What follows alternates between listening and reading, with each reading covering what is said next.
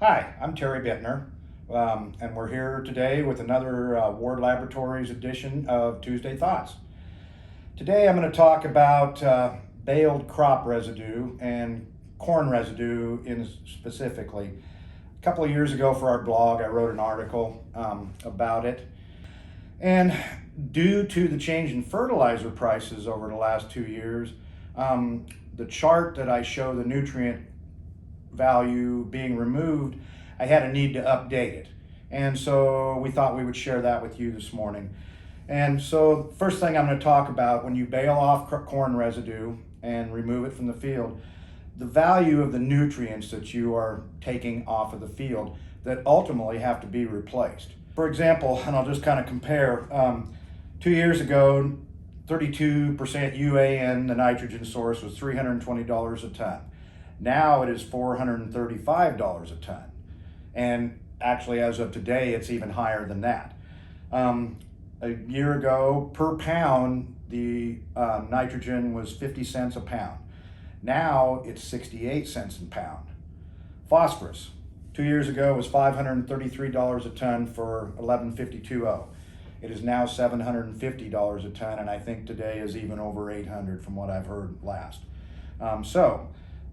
2 years ago, 41 cents a pound for phosphorus, now 58 cents a pound. Potassium, 0060, $386 a ton 2 years ago, $690 now. For K2O, 2 years ago, 32 cents a pound, now it's 58 cents a pound. And then finally sulfur, thiosulfate is what we're using as the product. $325 a ton 2 years ago, $400 now, 39 cents a pound 2 years ago, now 46 cents a pound. So if adding the other three nutrients that are on the chart, 2 years ago, the cost per ton of baled crop residue for the nutrients leaving the field was $50.27 a ton. Today, it is $62.17 a ton.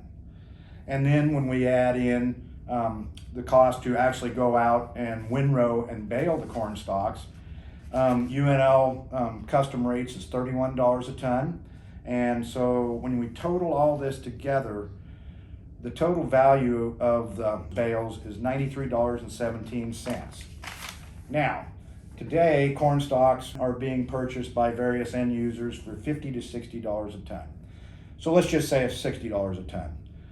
That's a $33.17 net loss for what is being removed from the field. Now, I realize cattle producers have a need for bedding or roughage to be used, most commonly with distillers' co-products being fed to cattle.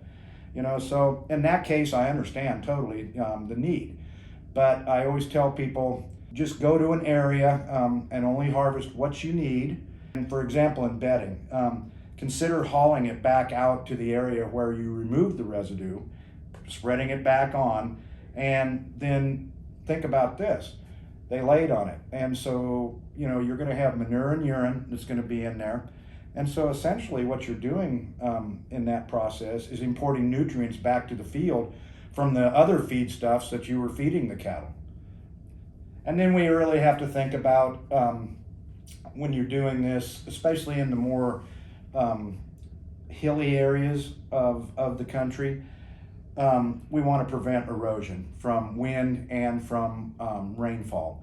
If you are going to harvest the corn residue, think about, however you're windrowing it, whether it's a flail shredder or whether it's a rake, to maybe not be so aggressive. And I've seen this where you can still leave a decent cover on top of the soil and still take what you need.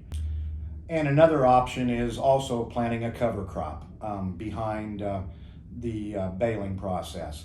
And what this will do, it's going to keep a living root in your soil, so it's going to help maintain your soil's overall health. And then also, it's going to provide protection for the soil from wind or water erosion. If you're baling yourself or selling to a third party, just be really mindful of the value of the nutrients you are removing and the cost that it's going to take to replace those nutrients. And so, also you want to be aware that this will have a long-term effect on your soil's overall health and organic matter level. So that's what I have for today. Thank you very much for listening.